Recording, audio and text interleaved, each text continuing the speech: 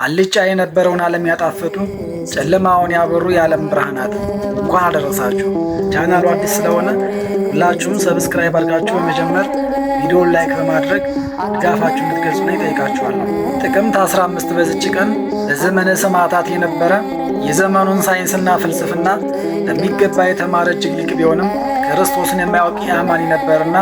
ጌታችንን በከንቱ እንዲጠፋ ስላልፈለገ አንድ ካህን ልኮለት ሲጫወቱና ሲነጋገሩ ቀስ በቀስ በክርስቶስ ፍቅር በመሳቡ ከቆይታ በኋላ አምኖ ክርስቲያን የሆነ ቀጥሎም በጸሎትና በጾም በመጋደል በአጭር ጊዜ ላይ ከጸጋ ደርሶ ድውያንን የፈወሰ ድንቅ ታምራትን የሠራ ብዙ አሕዛብንም አስተምሮ ወደ ክርስትና የመለሰ አንድ ቀን ግን ዓይነ ስውር አብርተሃል ተብሎ ተከሶ ሞት የተፈረደበት ከመሞቱ በፊት ጌታችን ከሰማይ ወርዶ ወዳጆች ሲለው ሰምተው በዙሪያው ከነበሩ ወታደሮች ውስጥ 158ቱ ከእርሱ ጋር አምነው አንገታቸውን በሰይፍ ተቆርጠው ሰማዕትነት እንዲቀበሉ ምክንያት የሆነ ቅዱስ በላሞን ሰማዕት በዚች ቀን ዓመታዊ በዓሉ ይከበራል። ከድንግል ማርያም ወላዲት አምላክ ቀጥሎ በክብር የሚስተካከላቸው ቅዱስ የሌለ ለ3 ዓመት ከ3 ወር ጌታችን ከዋለበት እየዋሉ ካደረበት እያደሩ ከእግሩ ስር ሆነው የተማሩ ከጌታችን ትንሣኤና ዕርገት በኋላም መንፈስ ቅዱስን ተቀብለው 71 ቋንቋ ተገልጦላቸው በመጀመሪያ ኢየሩሳሌምን ከዛም ቀጥሎ ዓለምን ለ12 ተካፍለው በወንጌል አገልግሎት አልጫውን ዓለም ያጣፈጡ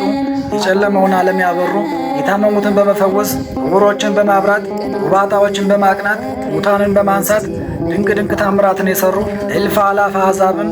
ወደ ክርስቶስ መንጋነት የመለሱ ስለዚህ ፈንታ ግን በድንጋይ የተወገሩ በእሳት የተቃጠሉ ሆዳቸው የተገፈፈ በምጣድ ላይ የተጠበሱ ከቅዱስ ዮሐንስ ወንጌላዊ በቀር ሁሉም የክርስቶስ ሰማዕት የሆኑ ጌታችንን በአንደበቱ በምድር ያሰራችሁት በሰማይ የታሰረ ይሆናል፣ የፈታችሁትም በሰማይ የተፈታ ይሆናል ብሎ ትልቅ ሥልጣን የሰጣቸው ስለ ፍቅሩ ብዛትም ወንድሞቼው የጠራቸውና ያከበራቸው ከፍ የሚያደረጋቸው የዓለም ብርሃናት አባቶቻችን ጌቶቻችን ሊቆቻችንና አለቆቻችን 12ቱ ቅዱሳን ሐዋርያት በዚች ቀን ዓመታዊ በዓላቸው ይከበራል። ቅዱስ ሲላስ ሐዋርያና እናታችን ቅድስት ጾመታም ዓመታዊ በዓላቸው ይከበራል። ቅዱስ ቄርቆስና ቅድስት ኢየሉጣ፣ ቅዱስ ኤፍሬም ሶርያዊ፣ ቅዱስ ሚናስ ግብፃዊ፣ ቅድስት እምባመሪናና ቅድስት ክርስቲና ደግሞ ወርኃዊ በዓላቸው ይታሰባል።